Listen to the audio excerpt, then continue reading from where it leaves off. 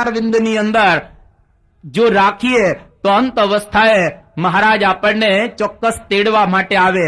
એક વખત ભગવાને જો કીધેલું હોય કે હું તેડી જઈશ તો એનું બિરુદ એ ક્યારેય એ ફેલ જતું હોતું નથી. મહારાજના વખતમાં એક સાધુ હતા પૂર્ણાનંદ સ્વામી. હવે આ પૂર્ણાનંદ સ્વામી પૂર્વાશ્રમમાં ગજો ગઢવી હતા, બહુ સારું ગાતા હતા. એક વખત એવું બન્યું કે નરનારાયણ દેવની પ્રતિષ્ઠા થઈ સંવત 1878 એ વખતે શ્રીજી મહારાજ સભાની અંદર પૂર્ણાનંદ સ્વામીને ગાવાનું કહે છે અને પૂર્ણાનંદ સ્વામીએ સરસ ભજન ગાયું કે છોગલિયું તારું છેલ રે, છોગલિયું તારું છેલ રે, તારું તો છોગલું છોગું તારું, હું તો ઉર્મા રે નિત નિત ધારું. આવું ભજન ગાયું ને એટલે મહારાજ રાજી થઈ ગયા અને પૂર્ણાનંદ સ્વામીને કહે કે પૂર્ણાનંદ, આ છોગલા વાળો તમને તેડવા માટે અંતે આવશે.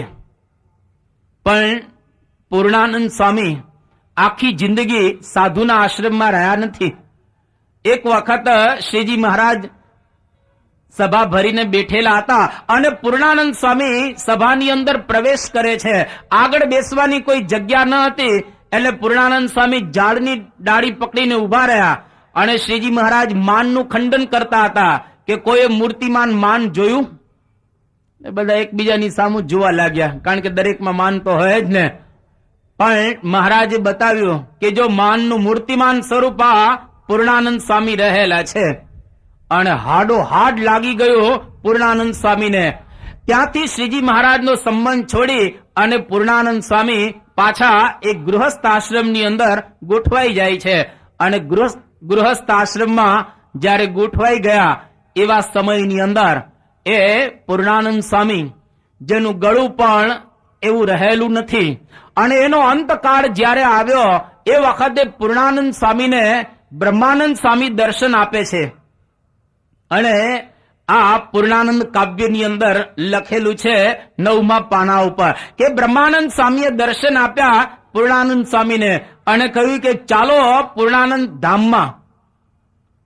પૂર્ણાનંદ સ્વામી કહ્યું કે ના, હું તમારી સાથે નહીં આવું. કે કેમ? મને નરનારાયણ દેવની પ્રતિષ્ઠા વખતે શ્રીજી મહારાજે કોલ આપેલો છે કે અંત અવસ્થાએ છોગલું ધારણ કરી અને હું તેડવા આવીશ. મહારાજ ક્યાં છે? જ્યાં સુધી શ્રીજી મહારાજ ન આવે ત્યાં સુધી હું ધામમાં નહીં આવું. અને એ વખતે મહારાજે દર્શન આપ્યા પૂર્ણાનંદ સ્વામીને. ઉપર મહારાજે પાગ ધારણ કરેલી છે અને વ્યવસ્થિત રીતે એનું મોટું છોગું એ લબડી રહેલું છે અને ગજો ગઢવી બની ગયેલા પૂર્ણાનંદ સ્વામી એમને મહારાજે દર્શન આપ્યા. એટલે પૂર્ણાનંદ સ્વામી કીધા, ગજો ગઢવી કહે છે કે મહારાજ તમે મને એકલાને દર્શન આપો તો લોકોને કેમ ખબર પડશે કે સ્વામિનારાયણ ભગવાન દરેકને લેવા માટે આવે છે? માટે બધાને તમે દર્શન આપો. અને શ્રીજી મહારાજે એ વખતે દિવ્ય દેહે આજુબાજુ જેટલા બધા હતા એ બધાને દર્શન આપ્યા અને બધાને દર્શન આપતા આપતા શ્રીજી મહારાજ ગજા ગઢવીને ધામની અંદર તેડી ગયા. તો ભગવાન એક વખત આપણને કહે કે હું ધામની અંદર તેડી જઈશ તો ભગવાન ચોક્કસ ધામમાં એ તેડવા માટે આવતા હોય છે. આવા પ્રસંગો આજે પણ હજારો બને છે. એ કહેવા જઈએ તો પાર ન આવે એટલા બધા પ્રસંગો આજે પણ બની રહેલા છે. આજે પણ ઘણા બધાને પ્રમુખ સ્વામી મહારાજ દર્શન આપે છે અને અંત અવસ્થાએ ધામની અંદર લઈ જાય છે. તો જે શ્રીજી મહારાજ અંતે પોતાના ભક્તોને લેવા માટે આવતા હતા એના એ શ્રીજી મહારાજ આજે પ્રમુખ સ્વામી મહારાજ દ્વારા ભક્તોને અક્ષરધામની અંદર લેવા માટે એ આવી રહેલા છે. તો ભગવાન હંમેશને માટે આ લોકની અંદર પ્રગટ જ હોય છે. એને જો આપણે બરાબર રીતે ઓળખી લઈએ તો આપણું જીવન એ સાર્થક થઈ જાય. તો શ્રીજી મહારાજ આવી રીતે ભક્તોને માટે કેટલા બધા કષ્ટ સહન કરી રહેલા છે. ભક્તોને માટે મહારાજે ઘણું ઘણું કર્યું. પોતાના શરીરની ક્યારેય શ્રીજી મહારાજે પરવા કરેલી નથી. એક વખત શ્રીજી મહારાજ ભચાઉથી આધોઈ જતા હતા રાયધણજીને ત્યાં, અને રસ્તામાં મહારાજે એક વિપ્રને પોતાની મોજડી અને પોતાનો ચોફાળ આપી દીધો. હવે ખુલ્લા પગે મહારાજ થઈ ગયા, ચોફાળ ઓઢેલો નથી, મોજડી પગમાં પહેરેલી નથી, અને આ બધા રસ્તાઓ કાચા અને એમાં જાડા ઝાંખડા હોય, સૂળ પણ ઘણી બધી લાગેલી હોય. તો શ્રીજી મહારાજ અડવાણે પગે ચાલતા હતા અને એવા સમયની અંદર મહારાજના પગે કાંટા વાગવા લાગ્યા. અને મહારાજ ત્યાંથી આધોઈ જ્યારે આવે છે તો આધોઈના કરણીબા એમણે શ્રીજી મહારાજના ચરણારવિંદ ધોયા. મહારાજને એ વખતે ભૂખ લાગેલી હતી તો સાકર અને દહીં પણ મહારાજને જમવા માટે આપ્યા. અને ત્યાર પછી બ્રહ્મચારી શ્રીજી મહારાજને માટે થાળ લઈને આવ્યા. મહારાજ સારી રીતે જમ્યા. જમ્યા પછી મહારાજ થોડા આડે પડખે પડ્યા અને ચરણ લંબાવ્યા. જેવા ચરણ લંબાવ્યા એ વખતે કરણીબા મહારાજના ચરણની અંદર હાથ ફેરવે છે. એમને 16 ચિહ્નના દર્શન થયા. અને જેવો હાથ ફેરવ્યો એ જ વખતે પગની અંદર કરણીબાને કાંટા દેખાણા. અને ધીરે ધીરે એક એક કાંટા કરણીબા કાઢવા લાગ્યા તો બરાબર 18 કાંટા પગમાંથી નીકળ્યા. પૂર્ણ પુરુષોત્તમ ભગવાન આ લોકની અંદર ભક્તોને માટે અડવાણે ચાલી જેના પગની અંદર 18 કાંટા વાગેલા છે એને કોઈ દિવસ પોતાના દેહની પરવા કરી નથી. અને એવું મહારાજે ભક્તોને સુખ આપવા માટે જબરજસ્ત વિચરણ કર્યું. ક્યારેય શ્રીજી મહારાજ વિચરણમાંથી શાંત થયા નથી. જે દિવસે મહારાજને અક્ષરધામમાં જવાનું હતું કે ત્યાં આલોકનો ત્યાગ કરી અને હવે શ્રીજી મહારાજ એક દિવસ પછી ધામમાં જવાના છે. આગલા દિવસે રોજકાના કાકાભાઈ જેમણે સંદેશો મોકલ્યો કે હું ખૂબ જ બીમાર છું. તો શ્રીજી મહારાજને માલુમ થાય કે મને દર્શન આપવા માટે પધારે. અને મહારાજને પણ જબરજસ્ત બીમારી હતી, પણ છતાંય શ્રીજી મહારાજ આ રોજકાના કાકાભાઈને દર્શન આપવા માટે એમના ગામ જાય છે ગઢડાથી. એમને દર્શન સારી રીતે આપ્યા. ત્યાં મહારાજ બેસે છે, એમને વહાલ કરે છે અને ત્યાંથી આવી ગયા. અને બીજે દિવસે શ્રીજી મહારાજ દેહ છોડી અને ધામમાં ચાલ્યા ગયા. તો અંત અવસ્થા સુધી પોતાના ભક્તોને માટે શ્રીજી મહારાજે પોતાનો દેહ કૃષ્ણાર્પણ કરી રાખેલો હતો. જ્યારે મહારાજ ધામમાં જવાના હતા એના આગલા દિવસે આ બીજો એક પ્રસંગ, એક ખોલડિયાદના ખેંગાર ભગત એ ગઢડામાં આવે છે.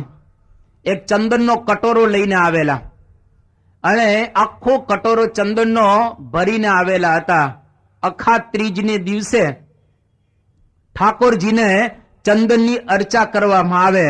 અખા ત્રીજ હમણાં એ આવશે, વૈશાખ સુદ ત્રીજ, અને એ દિવસે ઠાકોરજીને ચંદનના વાઘાનો પ્રારંભ થાય. દરેક ભક્તો ઠાકોરજીને માટે ચંદનની અર્ચા કરતા હોય છે. એટલા માટે કે જો ભગવાનને આપણે ઉપરથી ઠંડા કરીએ કે ભગવાનના શરીરને આપણે શાંત કરીએ તો આપણા દેશકાળ પણ સારા થાય અને એના દ્વારા આપણા જીવનની અંદર પણ એક શાંતિનો આપણને અનુભવ થાય. આવી એક દિવ્ય ભાવના એ રહેલી છે. જેમ આપણને ગરમી લાગે એમ ભગવાનને ગરમી લાગે, એટલે ભગવાનને ચંદનની અર્ચા કરવામાં આવે. તો આ ખોલડિયાદના ખેંગાર ભક્ત કટોરો લઈને આવ્યા અને મુક્તાનંદ સ્વામીને કહ્યું કે સ્વામી, મારે શ્રીજી મહારાજને અર્ચા કરવી છે. મુક્તાનંદ સ્વામી કહ્યું કે રહેવા દો, મહારાજ અત્યારે બીમાર છે, એને શરીરે સારું નથી અને આખા શરીરે તમે ચંદનની અર્ચા કરવા માંગો છો જે યોગ્ય નથી. પરંતુ શ્રીજી મહારાજ સાંભળી ગયા અને અક્ષર ઓરડીમાંથી મુક્તાનંદ સ્વામી જે વાર્તાલાપ કરતા હતા એમણે બધો સાંભળ્યો. મુક્તાનંદ સ્વામી પેલા ભક્તને મનાવી રહેલા હતા કે આખા શરીરે નહીં, ફક્ત એક ચંદનનો ચાંદલો કપાળે કરો, એક મહારાજના કપાળે ચંદનનો ચાંદલો કરો, આખા શરીરે અર્ચા કરવાની જરૂર નથી. પણ મહારાજ બધું સાંભળતા હતા. એટલે શ્રીજી મહારાજે આ સાંભળી અને મુક્તાનંદ સ્વામીને કહ્યું કે સ્વામી, એ ખીંગાર ભગતને અંદર આવવા દો કટોરાની સાથે. જો પોતે ભયંકર બીમાર છે, હવે ધામમાં જવાનો એક જ દિવસ બાકી છે, પણ છતાંય શ્રીજી મહારાજે ભક્તને અંદર બોલાવ્યા અને પોતાના આખા શરીરે શ્રીજી મહારાજે ચંદનની અર્ચા કરવા દીધી.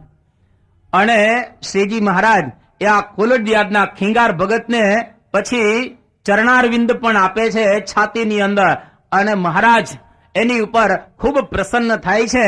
અને બીજા દિવસે શ્રીજી મહારાજે દેહ છોડી દીધો. તો દેહના અંત સુધી મહારાજે દરેક હરિભક્તોની આ પ્રમાણે ખેવના રાખી છે, અને દરેક હરિભક્તોને માટે પોતાનો જે દેહ એમણે કૃષ્ણાર્પણ કરી અને રાખેલો છે. એક વખત મહારાજ જુનાગઢમાં વિરાજમાન હતા, અને ત્યાં ઝીણાભાઈ જે પંચાળાના, એમનો એક મહેલ જુનાગઢની અંદર પણ હતો. એના દીવાન ખાનામાં શ્રીજી મહારાજ બેઠેલા હતા. આજુબાજુ ઘણા હરિભક્તો અને સંતો પણ ગોઠવાઈ ગયા હતા. એ વખતે એક હરિભક્ત આવ્યા અને મહારાજને કહ્યું કે મહારાજ, તમે મારે ઘેર પધરામણી કરવા માટે પધારો. મહારાજે કહ્યું કે સારું, અમે તમારે ઘેર પધરામણી કરવા માટે આવીશું. અને ભક્તની વિનંતીને માન આપી. શ્રીજી મહારાજની તબિયત બરાબર સારી ન હતી, છતાંય મહારાજ એમને ત્યાં પધરામણી કરવા માટે ગયા. અને એમને ત્યાં પધરામણી સારી રીતે કરી.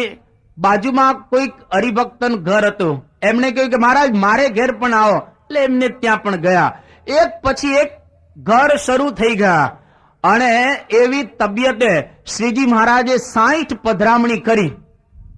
સંતોએ નોંધેલું છે હરિચરિત્ર ચિંતામણી ગ્રંથમાં કે મહારાજ અતિશય પરિશ્રમિત થઈ ગયેલા હતા, થાકી ગયા હતા, પરંતુ છતાં એ બધા ભક્તોને મહારાજે ખૂબ ખૂબ રાજી કર્યા.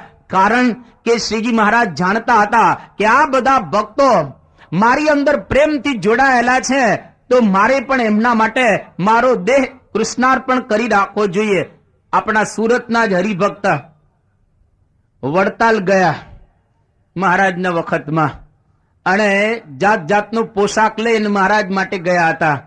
એમાં મહારાજના કાનમાં પહેરી શકાય એવા બુટિયા લઈ ગયા હતા.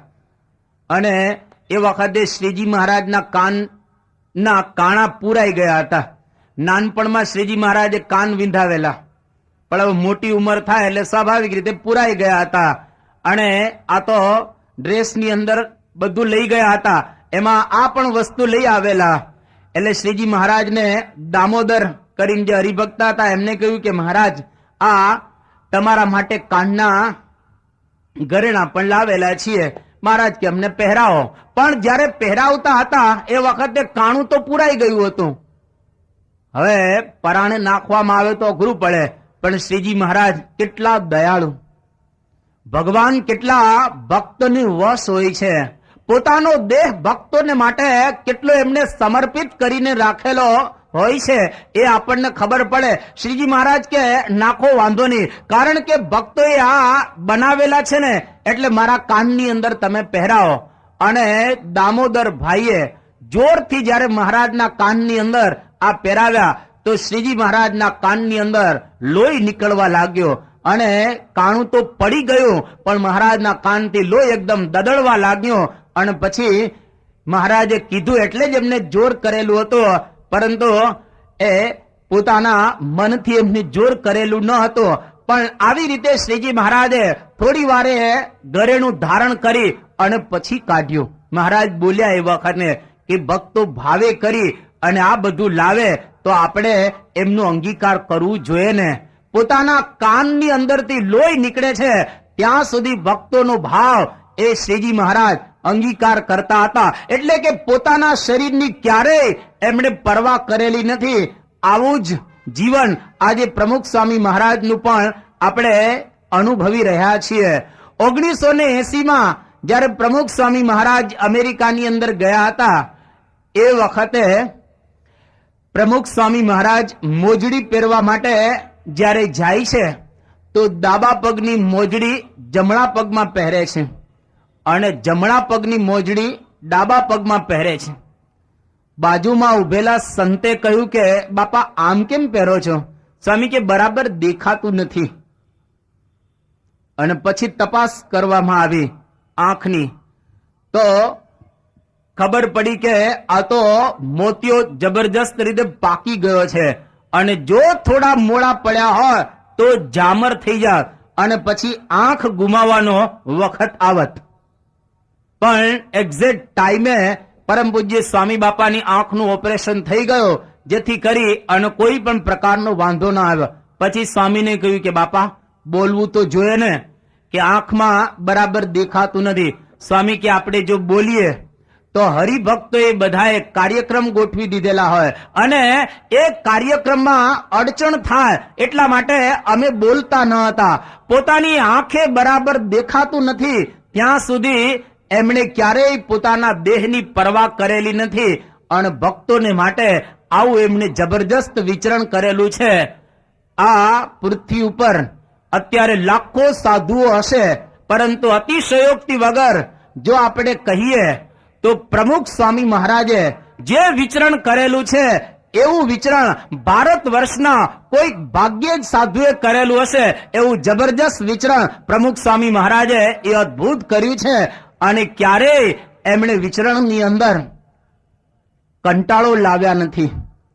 હંમેશને માટે વેદોની ભાવના ચરેય વેતી ફરતા જ રહે છે. 85 વર્ષની ઉંમર હોવા છતાં આટલા બધા રોગો છે, શરીર સાવ કામ આપતું નથી બરાબર રીતે, છતાં પણ ક્યારેય એમણે ભક્તોના ભાવ પૂરા કરવામાં પાછી પાની કરેલી નથી. તો અહીં આગળ શ્રીજી મહારાજ એ પોતાના દેહને ભક્તોને માટે કૃષ્ણાર્પણ કરી દીધેલો છે. ફક્ત ભક્તોને તાવતા એવું નથી, એમને લાડ પણ લડાવતા. ઘણી વખત ભક્તોને બહુ જ સારી રીતે મહારાજ લાડ લડાવતા.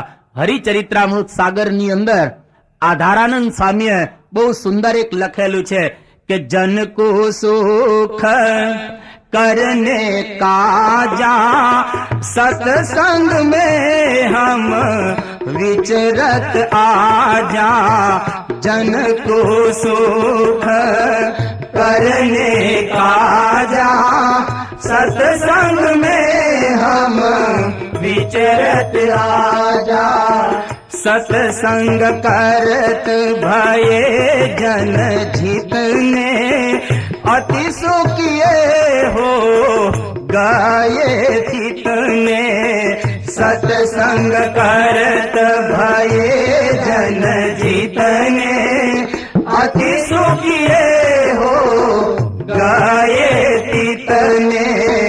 આ આધારાનંદ સ્વામી લખ્યો કે જનકુ સુખ કરને કાજા. ભગવાન એવા લાડ લડાવે કે ભલભલાને એની અંદર આનંદ આવે. એક વખત ગઢડામાં લાડુની રસોઈ હતી અને લાડુ બહુ સરસ બનેલા હતા, ફર્સ્ટ ક્લાસ લાડુ, શેર શેર ઘીના, બદામ પિસ્તા ચારોડી નાખેલા, ઉપર ખસખસ ભભરાવેલા. પણ જે હરિભક્તે લાડુ બનાવેલા હતા એ લાડુ ફક્ત 400 જ બનાવેલા અને સંતો હતા 100. હવે એક સંતને 4 લાડુ આવે અને બીજું પણ બનાવવાનું બ્રાહ્મણોને કીધેલું, પણ બ્રાહ્મણોએ બધું બનાવ્યું ન હતું. હરિભક્તે રસોઈ આપેલી અને શ્રીજી મહારાજની પાસે હરિભક્ત કે મહારાજ 400 લાડુ છે, 100 સંતો છે, કેવી રીતે પૂરા થશે? મહારાજ કે ચિંતા ના કરો, કપડું ઢાંકી દો. અને લાડુની ઉપર કપડું ઢાંકી દીધું. બધા સંતો આવી ગયા, પંગતની અંદર ગોઠવાઈ ગયા. મહારાજ પહેલી જ પંગતમાં બધા સંતોના પત્તરની અંદર પહેલી વાર જયારે આમ ફર્યા 4 લાડુ મૂક્યા. એટલે એક વખતમાં પૂરું થઈ જાય ને 400 લાડુ. અને પછી શ્રીજી મહારાજ બીજી વખત પંગતમાં ફર્યા, દરેક સંતોના પત્તરની અંદર 2 લાડુ મૂક્યા. 2 લાડુ પણ સંતો ખાઈ ગયા વ્યવસ્થિત રીતે, 6 લાડુ પૂર્ણ. ત્રીજી વખત શ્રીજી મહારાજ લાડુ લઈને નીકળ્યા અને દરેક સંતોના પત્તરની અંદર 1.5 લાડુ મૂક્યો. સંતો પ્રેમથી એ પણ જમી ગયા, કારણ કે ભગવાન પીરસનારા અને આવા સરસ લાડુ હોય કોણ ન ખાય. અને બધા સંતો ત્રીજી વખત દોઢ લાડુ આપ્યા, એ જમી ગયા. ચોથી વખત શ્રીજી મહારાજ લાડુ પીરસવા નીકળ્યા અને સંતોના પત્તરની અંદર એક એક લાડુ મૂક્યો. સંતો જમી ગયા ચોથી વખત. પાંચમી વખત શ્રીજી મહારાજ, હવે તો ભાઈ આ સંતોના પેટ તો ભરાઈ જાય ને, અને છેક અહીં સુધી આવી ગયા લાડુ બધા. અને પાંચમી વખત શ્રીજી મહારાજ પંગતમાં લાડુ પીરસવા નીકળ્યા. સંતો કે મહારાજ હવે નહીં હાલ. મહારાજ કે મારા સમ અડધો તો લેવો જ પડે, અડધો લાડુ તો લેવો જ પડે. દરેક સંતોના પત્તરની અંદર પાંચમી વખત અડધો લાડુ શ્રીજી મહારાજે મૂક્યો. બધા સંતો અડધો લાડુ પ્રેમથી જમી ગયા. છઠ્ઠી વખત શ્રીજી મહારાજ લાડુ લઈને નીકળે છે અને આખી પંગતમાં મહારાજ આમ ચક્કર માર્યું, કોઈ સંત લાડુ ન લે. એક સંતે લાડુ ન લીધો તો મહારાજને વિચાર થયો કે કોઈ હવે લાડુ ખાતા નથી, માટે આપણે કંઈક પ્રલોભન આપીએ, કંઈક પ્રલોભન આપીએ તો આ લોકો લાડુ લેશે, બાકી એમણે આ લોકો લાડુ લેવા નથી. એટલે શ્રીજી મહારાજે સાતમી વખત સંતોને કહ્યું કે જે કોઈ સંત એક લાડુ લે એને છાતીમાં એક ચરણારવિંદ આપવું, જો બે લાડુ લે તેને છાતીમાં બે ચરણારવિંદ આપવા. એટલે આમ જરા સશક્ત સંતો એમને હિંમત કરી કે વાંધો નહીં, મહારાજ જો આપણી છાતીની અંદર ચરણારવિંદ આપતા હોય તો આવો દિવ્ય લાભ આપણને જિંદગીની અંદર ક્યારે પ્રાપ્ત થાય. એટલે સંતો બધા તૈયાર થઈ ગયા કે વાંધો નહીં, જરા આપણે હલી લઈએ. એટલે અંદર બધું ગોઠવાઈ જાય અને એકાદો લાડુ જરા સમાઈ જશે. અને એવા સમયમાં જે બધા બળિયા સંતો હતા એ બધાએ એક એક લાડુ વ્યવસ્થિત રીતે લીધો અને મહારાજે તે સંતોને આ પ્રમાણે છાતીની અંદર એક એક ચરણારવિંદ આપ્યું. અને પછી મહારાજ આઠમી વખત લાડુ લઈને નીકળ્યા. આઠમી વખત લાડુ લઈને નીકળ્યા. હવે તો બધા સંતો એકદમ ફૂલ ભરાઈ ગયેલા હતા અને જરા પણ જગ્યા હતી, પાણીની પણ જગ્યા ન હતી. પણ શ્રીજી મહારાજનો પ્રેમ, અને મહારાજે હવે કહ્યું કે કોઈ એક લાડુ લે એને બે ચરણારવિંદ આપવા. પેલા એક લાડુનું એક ચરણારવિંદ, બે લાડુના બે ચરણારવિંદ. હવે શ્રીજી મહારાજે બદલ્યું કે કોઈ એક લાડુ લે એને બે ચરણારવિંદ આપવા. અને એમાં બળિયા સંતો હતા, એને વિચાર કર્યો કે એક સાથે જો બે ચરણારવિંદ આપણી છાતી ઉપર પડતા હોય, પૂર્ણ પુરુષોત્તમ ભગવાન સ્વામિનારાયણ જેના ચરણારવિંદની સ્તુતિ કરવા માટે વૈરાટ નારાયણે પોતાના 50 વર્ષ અને 1.5 પહોર સુધી એક પગે ઉભા સ્તુતિ કરી, ત્યારે એ ચરણારવિંદ આ ધન્ય ધરા ઉપર આવેલા છે. અને એ બે ચરણારવિંદ જો આપણી છાતી ઉપર એ પડવાના હોય, એની છાપ જો છાતી ઉપર પડવાની હોય તો હિંમત કરીએ. અને એવા હિંમતવાન સંતો હતા, એમને છેલ્લે એક એક લાડુ લીધો અને મહારાજે બધાને તૃપ્ત કરી દીધા. અને આવી રીતે મહારાજે બધાને ખૂબ ખૂબ જમાડ્યા અને રાજી કર્યા. 8 વખત પંગતની અંદર લાડુ પીરસવા પણ મહારાજ નીકળતા. ઘણી વખત એવું બનતું કે માલપુડા કે દૂધપાકની રસોઈ હોય તો શ્રીજી મહારાજ ખૂબ જમાડે અને જમતા સંતો થાકી જાય તો ઉપર દૂધપાક રેડે અને સંતોને નવરાવતા બ્રહ્માનંદ સ્વામી વગેરેને. આજે પણ એ સિલસિલો એ ચાલુ છે. અને સારંગપુરમાં ચોથનો દિવસ જ્યારે પ્રમુખ સ્વામી મહારાજ બધા સંતોને પીરસે તો આપણા ઘનશ્યામ બાપા જેવા સંતોની ઉપર સ્વામી બાપા એ દૂધપાક રેડે. પેલા તો પીવડાવે બરાબર અને પછી એ દૂધપાક રેડે. તો આવી રીતે શ્રીજી મહારાજ લાડ પણ એ સંતોને ખૂબ લડાવતા હતા. એમણે પિતા તરીકે, માતા તરીકે પણ સંતોને અને ભક્તોને ખૂબ લાડ લડાવ્યા છે. એક વખત ગઢડામાં મૂળજી બ્રહ્મચારીએ મહારાજને વાત કરી કે મહારાજ, દાદા ખાચરના પુત્ર બાવા ખાચર હવે એ અહીંયા આગળ આવેલા છે અને અત્યારે કે એની પાસે પીવાનું નથી, તો તમે કંઈક દયા કરો. અને રમવાનું પણ એમની પાસે કઈ નથી. મહારાજ કે મારી પાસે લઈ આવો.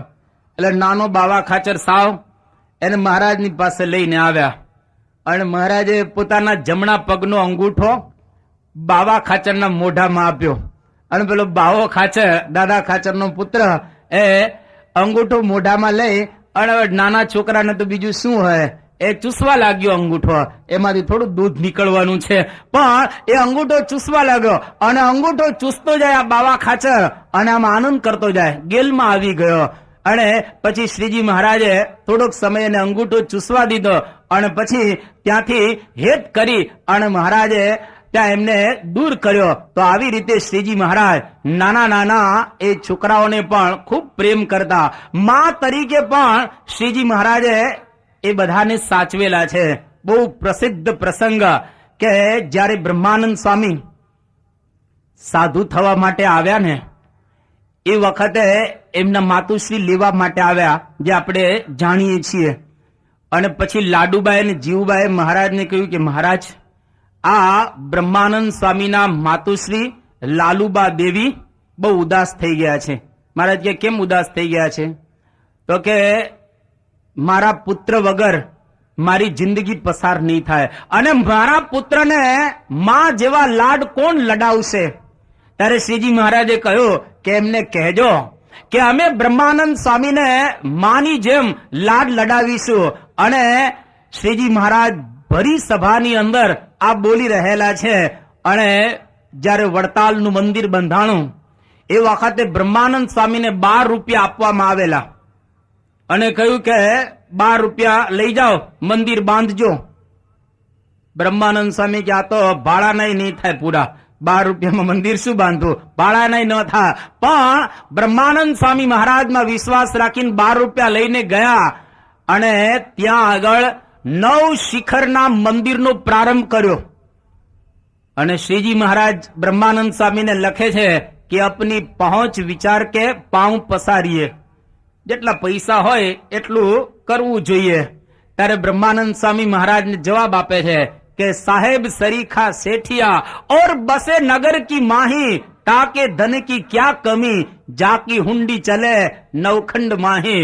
કે મોટા શેઠિયા નગરમાં વસતા હોય અને એ જો હુંડી લખી દે તો બધી જગ્યાએ હુંડી ચાલે.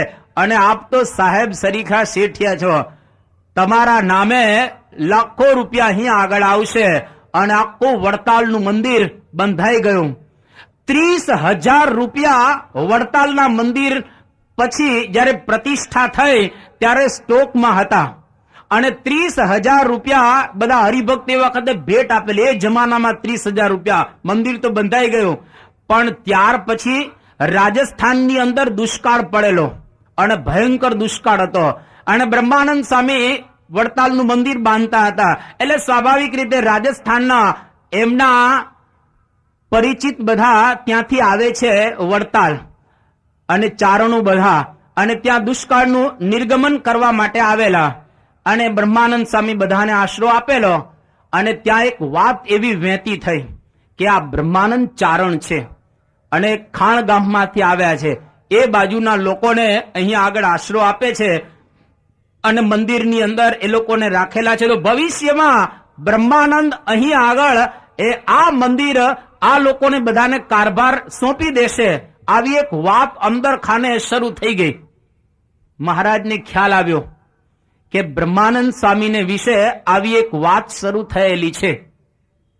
શ્રીજી મહારાજે જેવી પ્રતિષ્ઠા પૂર્ણ થઈને બ્રહ્માનંદ સ્વામીને કહ્યું કે સ્વામી, મંદિર બાંધનારા તો કેટલાય છે, જો આખું મંદિર બાંધ્યું, તૈયાર થઈ ગયું, બધું જ કમ્પ્લીટ થઈ ગયા પછી બોલે છે કે મંદિર બાંધનારા તો ઘણાય છે, પરંતુ અમારી સાથે કોઈ કીર્તનિયા નથી, માટે તમે કીર્તન રચવા માટે અમારી સાથે આવો.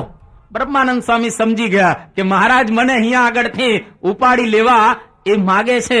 અને બ્રહ્માનંદ સ્વામી કેટલા જબરજસ્ત સાધુ એ વખતે એમના સેવકને કહે છે કે આપણી જોડી લઈ આવો.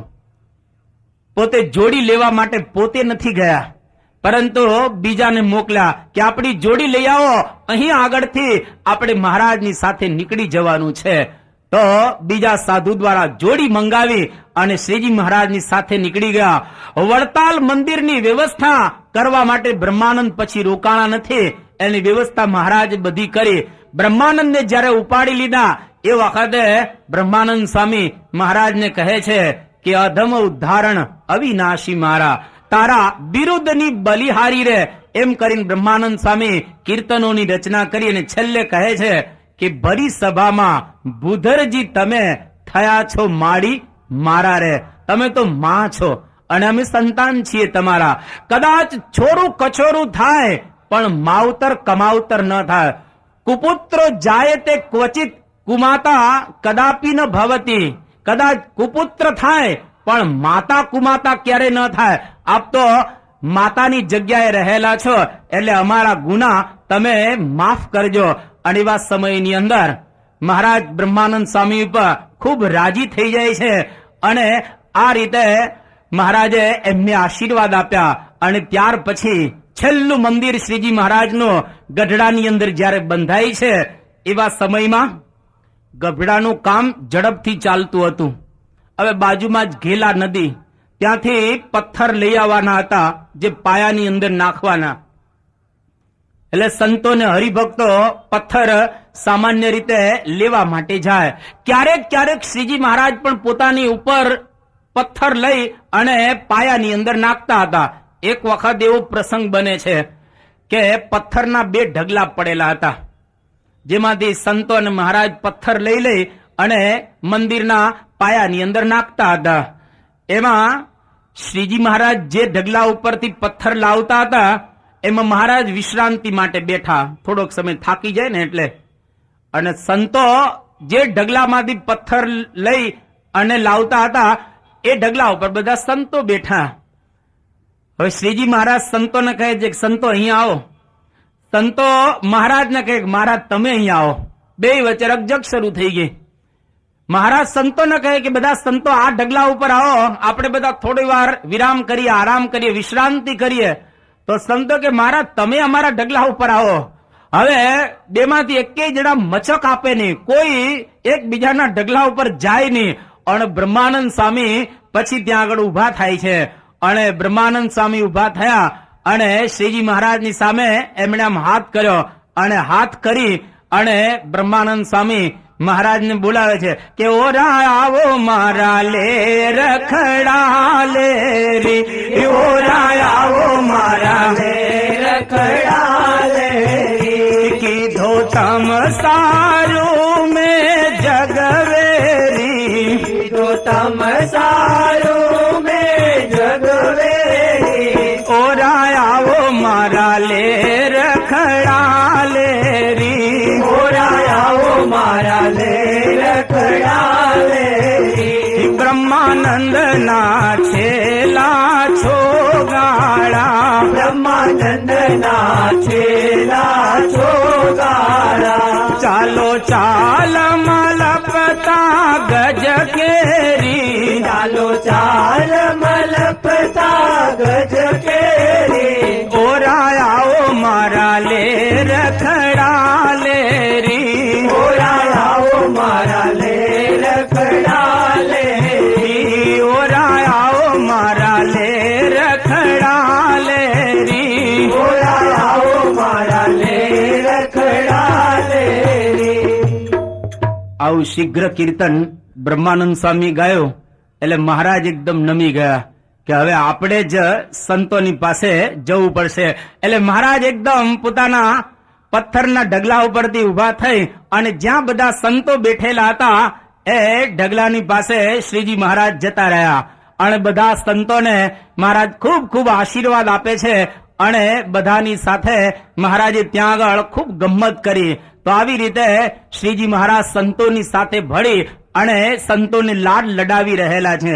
એક વખત મહારાજ ભુજમાં હતા અને ત્યાંના એક હીરજીભાઈ, એનો દીકરો રણછોડ. હવે આ દીકરો નાનો હતો ત્યારે એની માં બીમાર પડ્યા. હવે દીકરો ધાવે સ્વાભાવિક રીતે માને અને માં બીમાર પડ્યા એટલે દવડાવવા માટે એ સમર્થ ન થયા એમના માં. અને નાનો દીકરો માનું ધાવણ ન ધાવે ત્યાં સુધી એ પુષ્ટ ન થાય.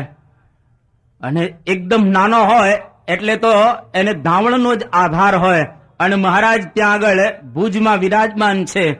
એ વખતે મહારાજને સમાચાર મળ્યા કે હીરજીના દીકરા રણછોડની માં બીમાર છે અને ધવરાવી શકે એવી કોઈ પરિસ્થિતિ નથી. તો આ દીકરા માટે અમારે કંઈક વ્યવસ્થા કરવી જોઈએ.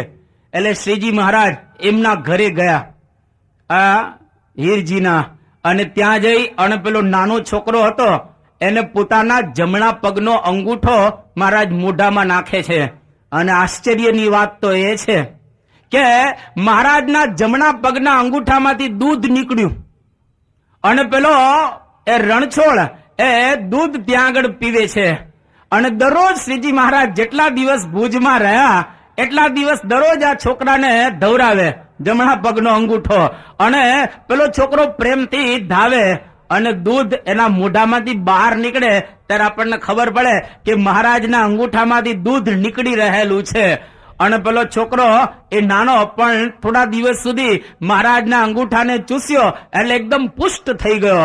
અને પછી એના માં જે બીમાર હતા એ વ્યવસ્થિત સાજા થઈ ગયા એટલે મહારાજના અંગૂઠામાં દૂધ આવતું બંધ થઈ ગયું.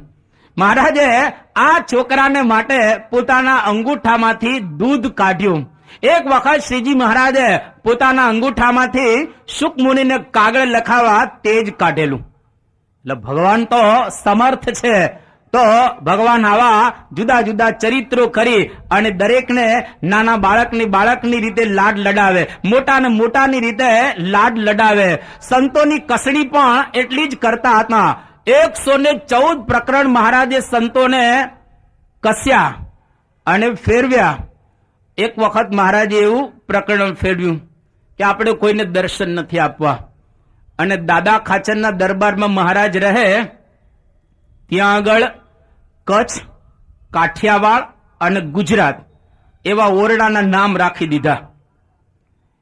એટલે કોઈ પણ હરિભક્ત ગઢડામાં આવે ને પૂછે કે મહારાજ ક્યાં છે, તો કે કચ્છમાં છે. એટલે કચ્છ નામનો ઓરડો હોય એમાં મહારાજ હોય. એટલે હરિભક્ત જે કચ્છમાં જાય. કોઈ હરિભક્ત આવે કે મહારાજ ક્યાં છે, તો ગુજરાતમાં છે, એટલે ચરોતરમાં પહોંચે. કોઈક વખત આવે કે ક્યાં છે મહારાજ, તો કે સૌરાષ્ટ્ર, એટલે આ બાજુ સારંગપુર બાજુ એ જાય. તો કચ્છ, કાઠિયાવાડ ને ગુજરાત ઓરડાના નામ રાખ્યા.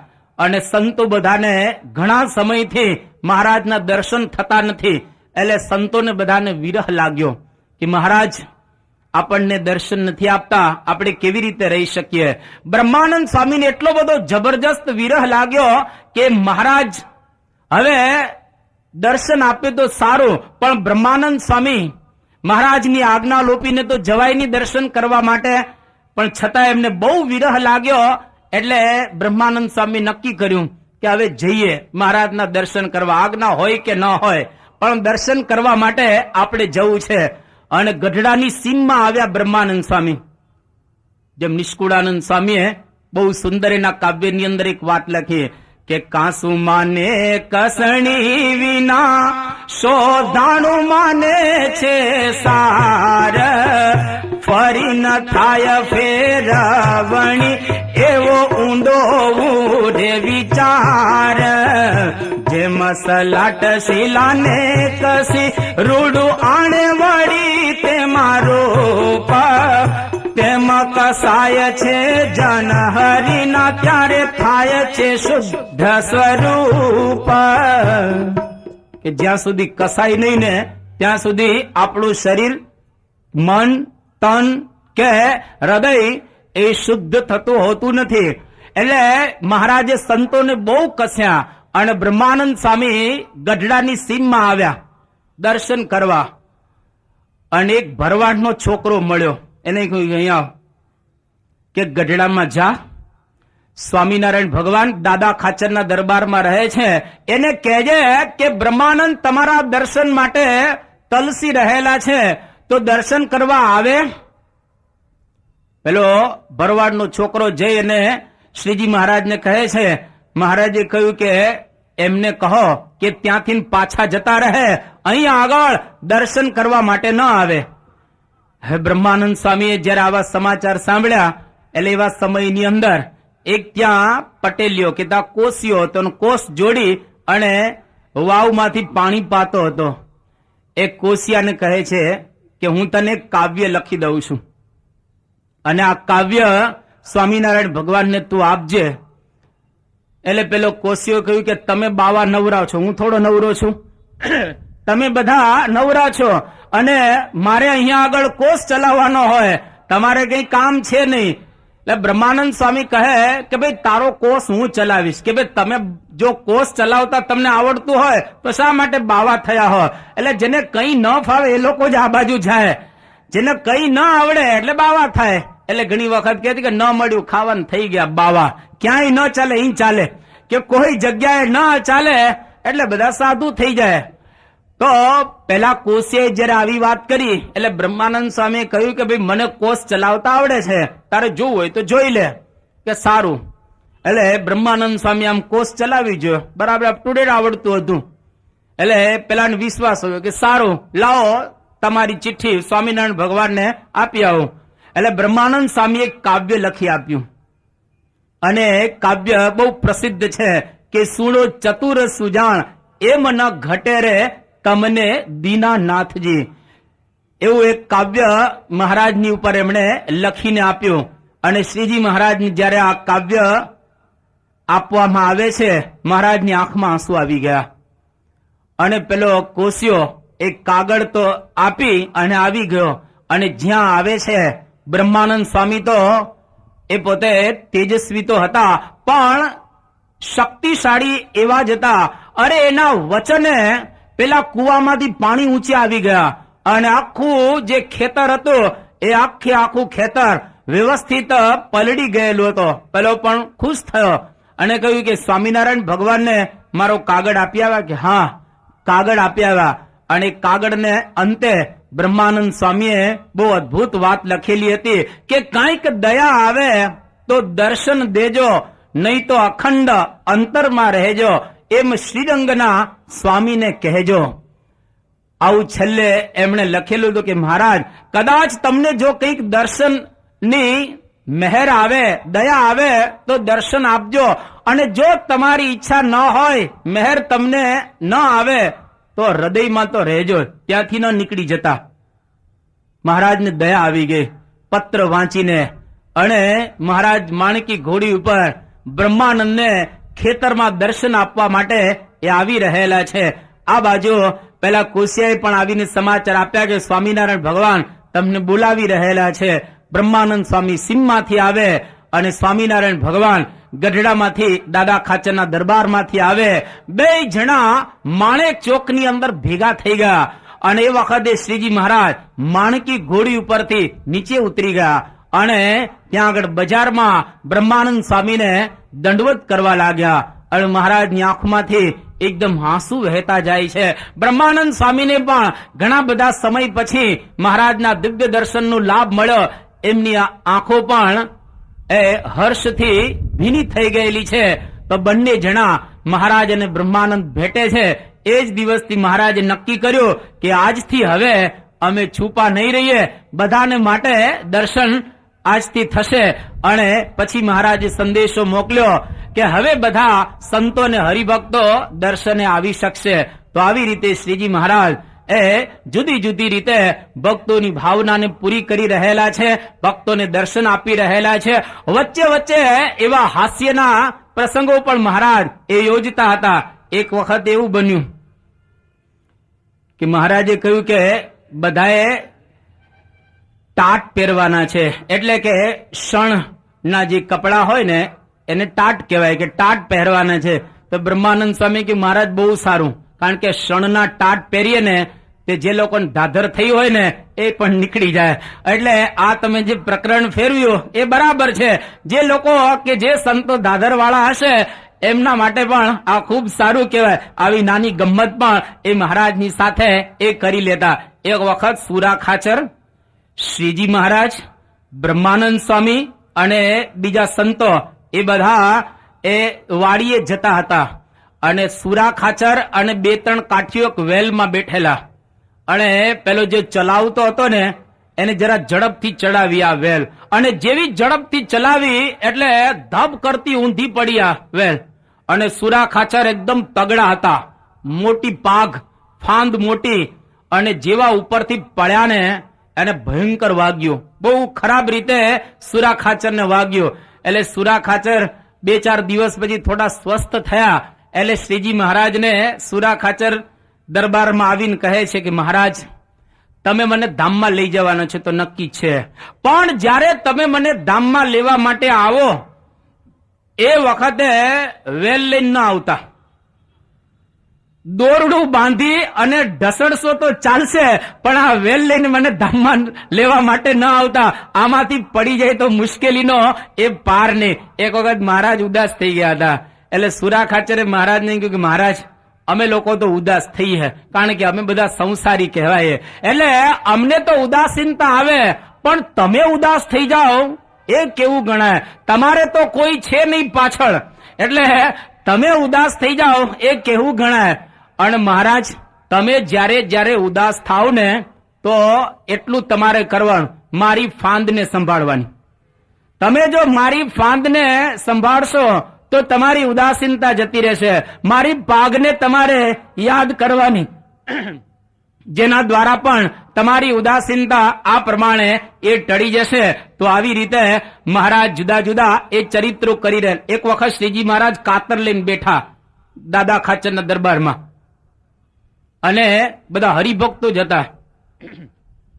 મહારાજે કહ્યું કે જેને સાધુ થવું હોય ને એ બધા આવી જાય, આપણે આજે બધાને સાધુ કરવા છે. એટલે સુરા ખાચર આમાં આગળ આવ્યા, આગળ આવીને બેસી ગયા કે મહારાજ આવા સરસ તમારા સમીપથી દર્શન થતા હોય પછી સાધુ થવાની શું જરૂર છે? જો તમારા સામેથી સમીપથી દર્શન થતા હોય પછી સાધુ થવાની કોઈ જરૂર નથી. એમ કરી અને સુરા ખાચર આ પ્રમાણે છટકી જાય છે, અને કોઈને પછી મહારાજ સાધુ બનાવતા નથી. તો શ્રીજી મહારાજ આવા એ જયારે ચરિત્રો કરતા હતા, એટલા માટે સર્વમંગલ નામાવલીમાં મહારાજને માટે લખેલું છે કે આનંદીને નમઃ, હંમેશા પોતાના ભક્તોને આનંદ કરાવતા હતા. જનાનંદાય નમઃ, જનોને આનંદ આપતા એવા સહજાનંદ. તો આવા મહારાજે ચરિત્રો કર્યા. એક વખત ગઢડામાં રાતના 12 વાગે શ્રીજી મહારાજ નીકળી ગયા, અને બાજુનું સુખપુર ગામ છે ગઢડાની બાજુ, ત્યાં જવા તૈયાર થઈ ગયા. મહારાજ કે ભાઈ અમારે અહીં રહેવું નથી. બધા ભક્તોએ કહ્યું કે મહારાજ કેમ અહીં કેમ અહીં કેમ અહીં કેમ અહીં કેમ અહીં કેમ અહીં